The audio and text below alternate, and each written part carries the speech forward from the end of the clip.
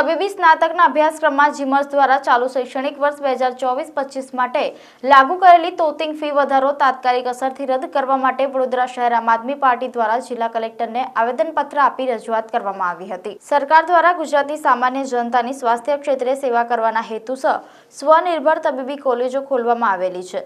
ત્યારે તાજેતરમાં એટલે કે 28 જૂન 2024ના રોજ Gujarat medical education and research society GMERS દ્વારા એક પરિપત્ર મારફતે શૈક્ષણિક વર્ષ 2024-25 માટે તબીબી સ્નાતકના અભ્યાસક્રમમાં સરકારી સેલ્ફ ફાઇનાન્સ મેનેજમેન્ટ કોટા માટે વાર્ષિક ફી ધોરણમાં લગભગ 67% માંડીને 88% જેટલો અસાધારણ વધારો કરવામાં આવ્યો છે।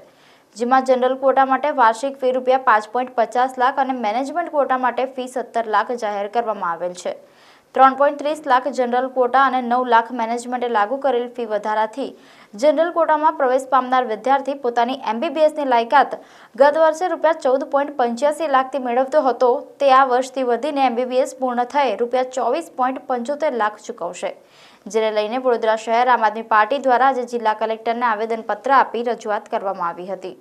વડોદરા શહેર આમ આદમી પાર્ટી દ્વારા જે રીતે મેડિકલની અંદર સ્નાતક વિદ્યાર્થીઓમાં GMRS તરફથી જે વધારો તોતિંગ વધારો જેને કહી શકાવામાં આવે છે એનો અમે આજે આમ આદમી પાર્ટી વડોદરા શહેર સખત શબ્દોમાં એને વિરોધ કરીએ છીએ।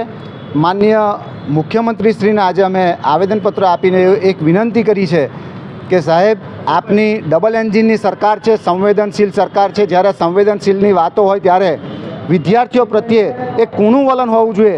એની જગ્યાએ MBBSમાં 14 લાખને બદલે 14,75,00,000 લાખને બદલે જે 24 લાખ જેટલો વધારો કરવામાં આવ્યો છે, અસહ્ય વધારો છે। આ વધારો જોવામાં આવે તો 67%થી લઈ અને 80% જેટલો વધારો છે એનો સખત શબ્દોમાં વિરોધ કરે છે। એક બાજુ આપણે વાત કરીએ છીએ કે ભણશે ગુજરાત, પણ જ્યારે એક ગરીબ અને મધ્યમ વર્ગનો મા બાપ જ્યારે પોતાના દીકરાને પેટે પાટા બાંધી અને ભણાવતો હોય છે, આવો તોતિંગ વધારો તમે કર્યો છે, એક સામાન્ય વ્યક્તિ ડૉક્ટરનું સ્વપ્ન ભૂલી જશે।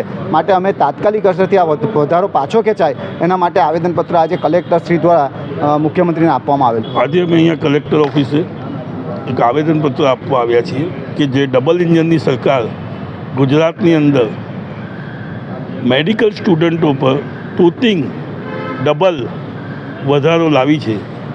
જે ફી પહેલાં 3,30,000 હતી તેને 5.5 લાખ કરવામાં આવી, જે 9 લાખ હતી તેને 17 લાખ કરવામાં આવી, જે 23 લાખ હતી અને 40 લાખ કરવામાં આવી, 40 લાખને સીધા 76 લાખ કરવામાં આવ્યા। વાલીઓએ પોતાના બાળકોને પોતાના પેટે પાટા બાંધી અને આજે મેડિકલ સ્ટુડન્ટ બને ત્યાં સુધી ભણાવ્યા હોય અને એકાએક એમને જો મેડિકલ સ્ટુડન્ટ તરીકે એડમિશન મળવા જતું હોય અને આવું તોતિંગ વધારો જોઈ ગરીબ પ્રજા કે ગરીબ જનતા ભણી જ ના શકે તેવું આજે ડબલ ઇન્જિનની સરકારે પોતાની ફીઓ વધારી અને આ લક્ષ્યથી કે ફીઓ વધે તો બાળકો ભણી ન શકે। અમારી આજે મુખ્યમંત્રીને આવેદનપત્ર આપી તેવી માંગ છે કે જે આ વધારો કરવામાં આવ્યો છે કદાચ છોકરાઓ, બાળકો, વિદ્યાર્થીઓ ક્યાંકથી લોન લઈ કે કોઈની પાસેથી ઉછીના પૈસા લઈ અને ડૉક્ટર તો બની જશે, પણ એ જે એમનો વ્યવસાય છે સેવા આપવાનું કામ એ ક્યારેય નહીં કરે।